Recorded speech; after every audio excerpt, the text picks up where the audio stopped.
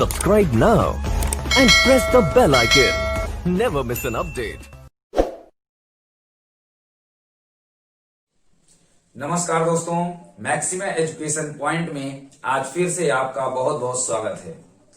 आप लोग कैसे हैं? आशा करते हैं सब लोग अच्छे होंगे और पढ़ाई बहुत अच्छी तरीके से आप लोग प्रोसेस तरीके से स्टेप बाय स्टेप आगे की ओर बढ़ रहे होंगे। जैसा कि आप देख रहे थे कि हम लोग फिजिक्स में बीएससी फर्स्ट ईयर को लेकर के आगे की ओर बढ़ रहे हैं और उसमें थर्मोडायनेमिक्स जो सबसे फर्स्ट ईयर का महत्वपूर्ण पेपर होता है और सबसे स्कोरिंग पेपर होता है। जितने भी हमारे स्टूडेंट्स हैं जो अभी तक चैनल से जुड़े नहीं हैं वो लोग चैनल से जुड़े, ज्यादा से ज्यादा लोगों तक वीडियोस को शेयर करें, क्योंकि इसके पहले लगभग थर्मोडायनेमिक्स की 5 से 6 वीडियो क्लासेस आपको दी जा चुकी हैं और आप लोग देखेंगे इसके इसी वीडियो के नीचे डिस्क्रिप्शन में आपको लिंक मिल जाएगा, जिसमें क्लिक करके आप पार्ट 1, पार्ट 2, पार्ट 3 का जो पोर्शन है या जिस भी बच्चे का वो छूटा हुआ है, नोट्स कंप्लीट करने में प्रॉब्लम आ रही है, उसको वहां पे देख करके वीडियो को और भी शेयर कर सकता है अगर उसको अच्छी लगती है तो। और अगर उनको कंटेंट समझ में आता है तो चैनल को सब्सक्राइब करके चैनल के साथ जुड़ जाइए। तो जैसा कि हम बता रहे थे इसके पहले कि हमने आपको शुरू के 3 से 4 लेक्चर्स में थर्मोडायनेमिक्स का जो भी बेसिक टर्म्स है उसके साथ साथ आपने देखा कि हमने जीरोथ लॉ ऑफ थर्मोडायनेमिक्स की बात की, फर्स्ट लॉ ऑफ थर्मोडायनेमिक्स की बात की और उसके बाद हमने वर्क डन फाइंड आउट करना आपको बताया। साथ ही साथ महत्वपूर्ण कुछ इंपॉर्टेंट क्वेश्चंस भी हल कराए थे। उसी क्रम में हम लोग आज आगे बढ़ेंगे और सबसे जो सेक्शन सी अर्थात लॉन्ग आंसर जो आपके इलाहाबाद यूनिवर्सिटी या फिर स्टेट यूनिवर्सिटी राज्य विश्वविद्यालय के अंतर्गत थर्मोडायनेमिक्स में अगर आप क्वेश्चंस की बात करें तो एक बहुत ही महत्वपूर्ण प्रश्न होता है, बहुत ही महत्वपूर्ण टॉपिक होता है जिसे हम मैक्सवेल इक्वेशन या मैक्सवेल रिलेशन के नाम से जानते हैं। तो देखिए आज का जो हमारा टॉपिक है वह है मैक्सवेल, क्या है? Maxwell relation. क्या कहते हैं? आज का जो हमारा टॉपिक है वह क्या है? मैक्सवेल रिलेशन है। देखिए मैक्सवेल रिलेशन के अंतर्गत हम चीजों को समझते हैं, इसकी स्टार्टिंग कहां से होती है। जितने भी स्टूडेंट्स थर्मोडायनेमिक्स में मैक्सवेल इक्वेशन को पढ़े होंगे उन लोगों ने देखा होगा कि बताया जाता है कि इसके अंदर टोटल 4 इक्वेशन होती हैं। मैक्सवेल इक्वेशन टोटल कितनी होती हैं? 4 होती हैं। लेकिन उसके पहले हम आपसे बात करेंगे कि थर्मोडायनेमिक पोटेंशियल की। किसकी? थर्मोडायनेमिक पोटेंशियल की। देखिए थर्मोडायनेमिक जब आप पोटेंशियल की बात करते हैं तो इसके पहले भी एक टर्म्स आता है थर्मोडायनेमिक वेरिएबल्स। तो हमने आपको बताया था कि प्रेशर, वॉल्यूम, टेम्परेचर, एंट्रोपी, इस तरीके के ये सभी वेरिएबल्स जो थर्मोडायनेमिक्स को एक्सप्रेस करने के लिए यूज किए जाते हैं, इन सभी को हम थर्मोडायनेमिक वेरिएबल के नाम से जानते हैं। अब देखिए मैक्सवेल रिलेशन जो 4 हैं उन चारों को डेरिवेट करने के लिए, प्रूफ करने के लिए मैक्सवेल ने कुछ इक्वेशन का सहारा लिया, कुछ फॉर्मूले का सहारा लिया, कुछ रिलेशंस का सहारा लिया और उन्हीं रिलेशंस को, उन्हीं फॉर्मूले को ही हम क्या है? थर्मोडायनेमिक पोटेंशियल के नाम से जानते हैं। देखिए इन थर्मोडायनेमिक पोटेंशियल के फॉर्मूले को अगर आप जानते रहेंगे तो मैक्सवेल इक्वेशन को डेरिवेट करने में बहुत ही आसानी होगी। जितने भी स्टूडेंट्स हैं अगर उन्हें वीडियो का कंटेंट समझ में आता है, लगता है कि नहीं उनके फायदे के लिए है और उन्हें सबसे बेहतर मिल पा रहा है, तो वो सभी लोग चैनल को सब्सक्राइब करके और चैनल पे लगातार वीडियोस पे कमेंट करते रहें कि हाँ सर ये चीजें समझ में आ रही हैं और ये चीजें समझ में नहीं आ रही हैं। जो भी पुराना मैटर छूटा हुआ है मैंने आपको बताया कि उसे आप डिस्क्रिप्शन में जाकर के देख सकते हैं। देखिए थर्मोडायनेमिक पोटेंशियल और थर्मो मैक्सवेल रिलेशन, आज आपको जो मैक्सवेल रिलेशन बताया जाएगा, आप कहेंगे सर मैक्सवेल रिलेशन तो सब लोग बताते हैं, तो आप में क्या खास है। हम आपको मैक्सवेल के जो 4 रिलेशन हैं उन्हें याद करने का एक आसान तरीका बताएंगे। क्योंकि जब आप रिलेशन याद करते हो तो del S upon del V at constant P की बात करते हो, del P upon del T at constant S की बात करते हो, तो सभी में del P del S del V आ जाता है और आप कंफ्यूज हो जाते हो कि किस वाले में क्या होगा। तो बहुत ही आसान तरीके से आपको यहाँ पे अवगत कराया जाएगा कि किस तरीके से हम लोग एक साधारण भाषा में, एक सिंपल वे में पढ़ करके और सभी फॉर्मूलेस को बहुत आसानी से तैयार कर सकते हैं। देखिए, सबसे पहले हम बात करेंगे थर्मोडायनेमिक पोटेंशियल की। तो हमने आपको बताया कि इनकी कुल संख्या 4 होती है। कितनी होती है? कुल संख्या 4 होती है, जिनमें सबसे पहला जो है हेल्महोल्ट्ज फ्री एनर्जी के नाम से हम उसे जानते हैं, या हेल्महोल्ट्ज फंक्शन के नाम से जानते हैं। किस नाम से? हेल्महोल्ट्ज फंक्शन के नाम से जानते हैं, फंक्शन के नाम से जानते हैं। दूसरे को आप देखेंगे तो दूसरे को हम गिब्स पोटेंशियल एनर्जी, या आप इसे फंक्शन, इसका भी नाम फंक्शन दे सकते हैं, गिब्स पोटेंशियल फंक्शन के नाम से जानते हैं। तीसरे को इंटरनल एनर्जी, तीसरे को क्या कहते हैं? इंटरनल एनर्जी कहते हैं। और चौथे का नाम जो है वह एंथैल्पी होता है।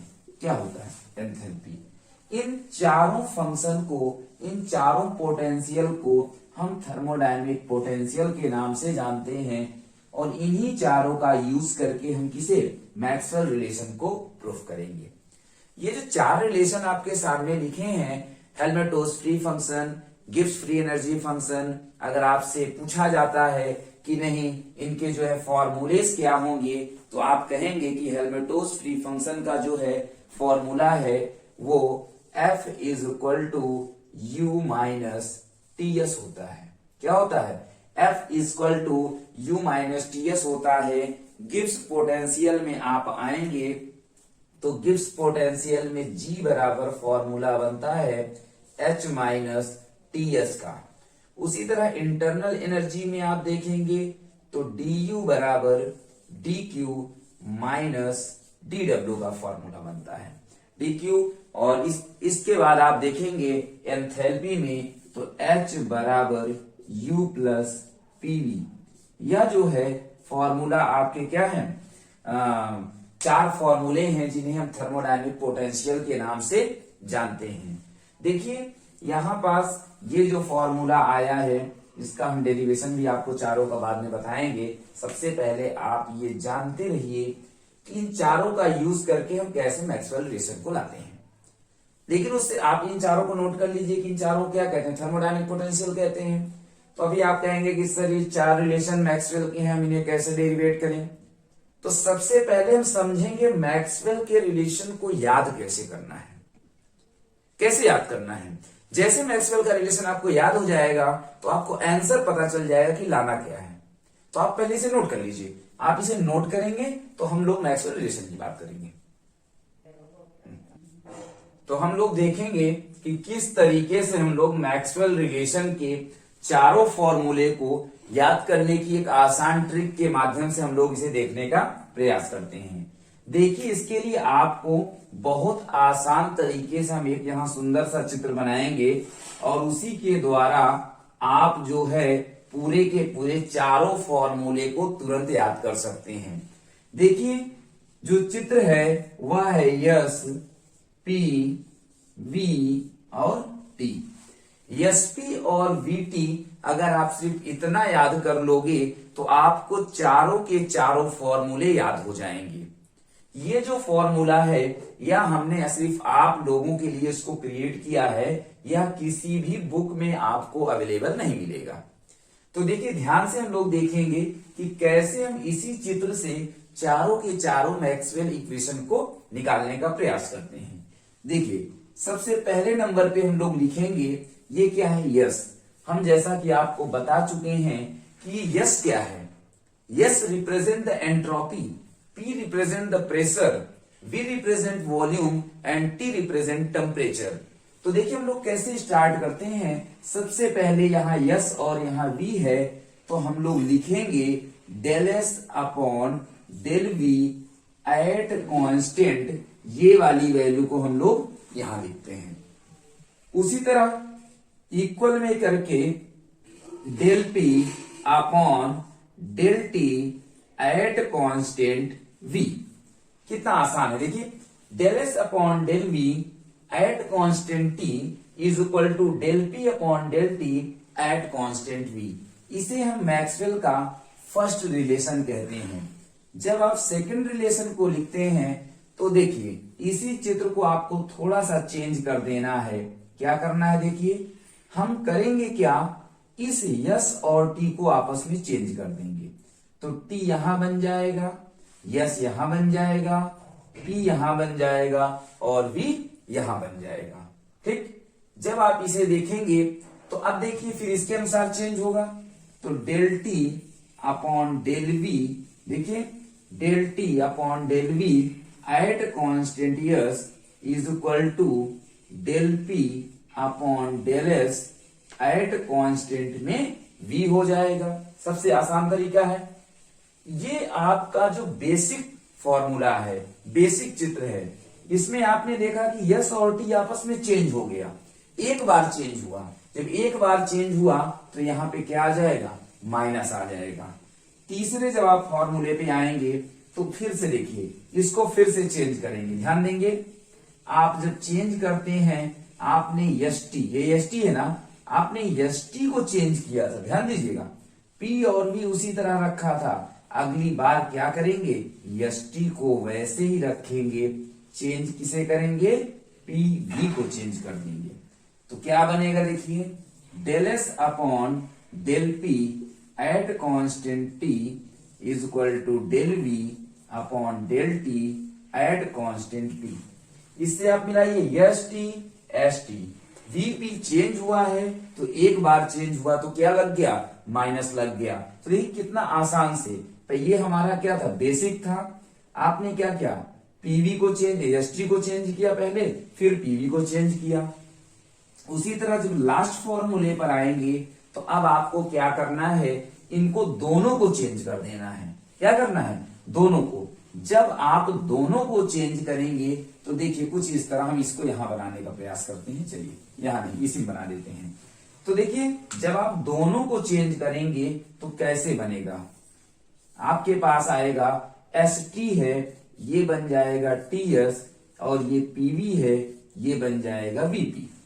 तो इसके अनुसार फॉर्मूला क्या बना, del T upon del P at constant S is equal to del V upon del S at constant P. अब प्लस आएगा कि माइनस, आप कहेंगे सर आपने कहा था कि चेंज होगा तो माइनस आएगा। तो आप देखिए ना, एस और टी आपस में चेंज हुआ, पी और वी आपस दोनों चेंज हो गए। तो जब एक बार चेंज हुआ तो माइनस, दूसरी बार चेंज हुआ तो माइनस, तो क्या बन गया, प्लस बन गया।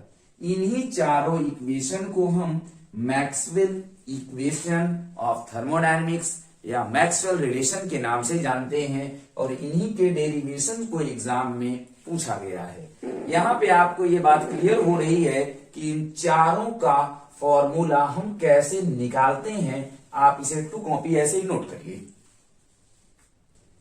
तो आपने देखा कि किस तरीके से मैक्सवेल के चारों इक्वेशन को एक ही कॉन्सेप्ट में आपने सीख लिया।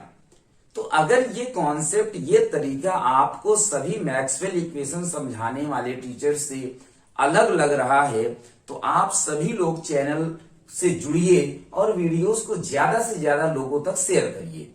तो देखिए हम लोग बात करेंगे एक एक फॉर्मूले को कैसे डेरिवेट करना है। जब आप बुक में आएंगे देखेंगे तो वहां पास 4-5 लाइनों में पूरा का पूरा डेरिवेशन कर दिया गया है, और जब तक हम स्टेप को नहीं समझते हैं हम एग्जाम में अपने से कोई भी क्वेश्चन सॉल्व नहीं कर पाएंगे। चलिए हम लोग देखेंगे first law of Maxwell relation. हमने देखा था कि del S upon del V, जैसा कि हमने ट्रिक के माध्यम से बताया कि पहला इक्वेशन होता है del S upon del V at constant T equal to del P upon del T at constant P.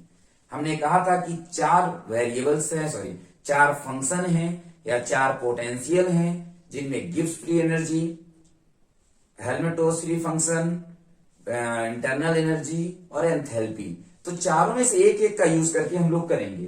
पहले वाले रिलेशन के लिए ध्यान से आप लोग देखिएगा, लेट हेल्महोल्ट्ज फंक्शन f बराबर u माइनस टी, ये सभी हम लोगों ने लिखा है। अब देखिए जब आप इसे डिफ्रेंशिएट करेंगे तो क्या होगा, देखिए df, f का डिफ्रेंशिएशन df, u का du, t ds। दो टर्म है तो फर्स्ट इंटू सेकंड का differentiation plus second into first का डिफ्रेंशिएशन, और जब आप ब्रैकेट तोड़ेंगे तो यहाँ क्या आ जाएगा, माइनस आ जाएगा। From first law of thermodynamics dq बराबर du प्लस w, आप बहुत पहले से याद करते चले आए हो कि du बराबर कितना, dq बराबर du प्लस dw होता है और dw बराबर pdv। तो जब आप यहां रखेंगे तो dq बराबर आ जाएगा du plus pdv। Second law of thermodynamics में आप जानते हैं कि dq बराबर कितना, tds। तो इस तरीके से आप इस dq को ले जाकर के यहां रखेंगे तो tds बराबर du प्लस pdv आ जाएगा और बन जाएगा इक्वेशन नंबर 3। अब आप देखिए इक्वेशन नंबर जो 3 है, इसको ले जाकर के हम इक्वेशन पुट में टीडीएस की वैल्यू को यहां पुट करेंगे। तो df equal to du, TDS के जगह में देखिए du प्लस pdv रखा गया है माइनस एस डी टी। जब आप ब्रैकेट तोड़ेंगे तो यहां से देखिए माइनस आ जाएगा, यहां माइनस आएगा, du से du क्या होगा, ये कैंसिल हो जाएगा, बचेगा df equal to minus pdv और माइनस एस डी टी। तो ये इक्वेशन नंबर 4 आपके आ जाएगी। इसके बाद आप देखेंगे कि इसको हम दो टर्म में ब्रेक करते हैं, एक बार एट कांस्टेंट v और दूसरी बार एट कांस्टेंट t के टर्म में। यहीं से बात समझ में आ जानी चाहिए कि हम किसके टर्म में इसे सॉल्व करना है। तो सबसे पहले स्टेप 1 में एट कांस्टेंट टेम्परेचर, और आप पढ़ते हैं कि एट कांस्टेंट टेम्परेचर में dt की वैल्यू तो 0, एट कांस्टेंट प्रेशर में dp की वैल्यू 0, तो dt हो गया 0। यहां हम क्या करेंगे, देखिए dt की जगह में 0 रख देंगे तो क्या बचेगा, del F at constant t के रेस्पेक्ट में है एट कांस्टेंट में, minus p del v at constant t। देखिए यहां भी एट कांस्टेंट t है, यहां भी एट कांस्टेंट t, ये इसके नीचे आ जाएगा तो क्या बनेगा, देखिए del F upon del v at constant t equal to minus p बन जाएगा। अब हम इसे डिफरेंशिएट करेंगे, ध्यान से देखना हमें लाना क्या है, del p upon del t, अर्थात इस p को t के रेस्पेक्ट में डिफरेंशिएट करना पड़ेगा एट कांस्टेंट वॉल्यूम। तो differentiate with respect to t at constant v, और डिफरेंशिएशन जब होगा तो दोनों तरफ होगा। तो इधर देखिए del by del T, del F upon del V at constant t, और कांस्टेंट v में करना है तो v लग गया, ये हो जाएगा del B by del T at constant v। आप इसे देख लीजिए, एक साथ लिख दिए, del square F upon del T del V T V, एक साथ समीकरण नंबर 5 इक्वेशन नंबर 5 बन गया। जैसे आपने पहले स्टेप में एट कांस्टेंट टेम्परेचर लिया था, तो दूसरे में एट कांस्टेंट क्या लेना पड़ेगा, वॉल्यूम लेना पड़ेगा। तो एट कांस्टेंट वॉल्यूम में डीवी की वैल्यू 0, फिर आप यहाँ आइए, ये वाली वैल्यू पूरी कितनी हो जाएगी, 0 हो जाएगी, तो बचेगा कितना, डेल एफ और डेल टी। तो del F at constant v equal to minus S del T at constant v। यहां से आप देखिए ये वाली वैल्यू इसके नीचे आएगी, तो del F upon del T at constant v equal to minus S बन जाएगा। फिर अगली बार हमको s को v के रेस्पेक्ट में करना है, तो v के रेस्पेक्ट में differentiate at constant temperature t। तो ये क्या बन जाएगा, del by del v del F upon del T at constant v t del S upon del v at constant t। Combined रूप में लिखेंगे तो ये वाली इक्वेशन आपकी आ जाएगी। अब आप इक्वेशन 4, 5 और 6 को देखिए, इन दोनों का एलएचएस बराबर है, एलएचएस बराबर, इसका मतलब आरएचएस भी क्या होगा, बराबर होगा। तो दोनों के आरएचएस को हमने लिख दिया, माइनस माइनस कैंसिल कर दिया, और आपका फर्स्ट मैक्सवेल रिलेशन डेरिवेट हो गया। आप इसका स्क्रीनशॉट ले लीजिए। तो फर्स्ट के बाद हम लोग देखेंगे कि कैसे उसी क्रम में मैक्सवेल का जो सेकंड रिलेशन है वह भी हम लोग डेरिवेट करने का प्रयास करेंगे। तो देखिए फर्स्ट डेरिवेशन अगर आपको समझ में आया है, आपको तरीका अच्छा लग रहा है, तो आप लोग वीडियो को लाइक करते हुए, वीडियो पे कमेंट करते हुए और वीडियो को ज्यादा से ज्यादा शेयर करने का प्रयास करिए। चलिए देखिए सेकंड जो मैक्सवेल इक्वेशन है जो हमने अभी लिखा था, del S upon del P at constant T is equal to minus del V by del T at constant P. हमने कहा सभी का रिलेशन अलग अलग पोटेंशियल से लिया जाएगा। तो पहला हमने लिया था हेल्महोल्ट्ज फ्री एनर्जी से, दूसरा जो होगा आपका वह होगा from Gibbs free energy. Gibbs free energy का फॉर्मूला G बराबर H माइनस टी एस। अब आपको H चाहिए और H बराबर कितना हमने लिखा U प्लस पीवी, अभी हमने इसके पहले लिखा हुआ था। अब इन दोनों वैल्यू को आप देखिए क्या करेंगे, इसमें रखेंगे तो G बराबर हो जाएगा U plus PV minus T S, समीकरण नंबर क्या 1 बन जाएगा। आप जब इसे डिफरेंशिएट करेंगे तो G का क्या dG बनेगा, du pdv plus vdp minus TdS minus SDT, equation number 2। हम लोग किसकी सहायता लेंगे, from first law of thermodynamics dq बराबर du plus dw, from second law dq बराबर कितना TdS। इसके साथ साथ आप जानते हो कि dw बराबर कितना होता है pdv होता है, तो दोनों को जब कंबाइंड कर देंगे तो TdS बराबर du प्लस pdv बन जाएगा। और ये du प्लस pdv जो है ये देखिए यहां दिख रहा है, तो आप इसके जगह में उठा करके TdS को यहां लिख सकते हैं। तो dg बराबर क्या बन जाएगा TdS plus vdp minus TdS minus SDT, और ये TdS क्या होगा कैंसिल हो जाएगा। तो dg बराबर vdp minus SDT, equation number 3। देखिए दो टर्म है, एक P है एक T है, तो एक बार एट कांस्टेंट टेम्परेचर दूसरी बार एट कांस्टेंट प्रेशर लिया जाएगा।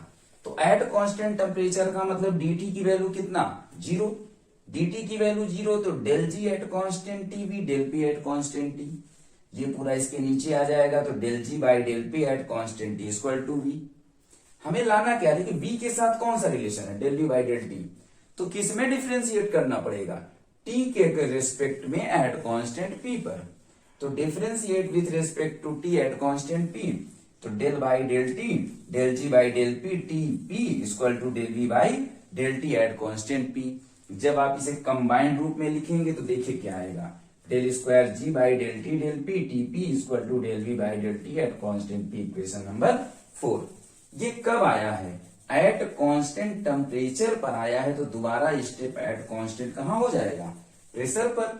तो एट कांस्टेंट प्रेशर का मतलब डीपी की वैल्यू 0 हो गई, तो ये वाला टर्म आपका 0 हो गया, बचा कितना del G minus S delta T. देखिए del G at constant P equal to minus S delta T at constant P, या इसके नीचे आएगा तो del G by del T at constant P equal to minus S.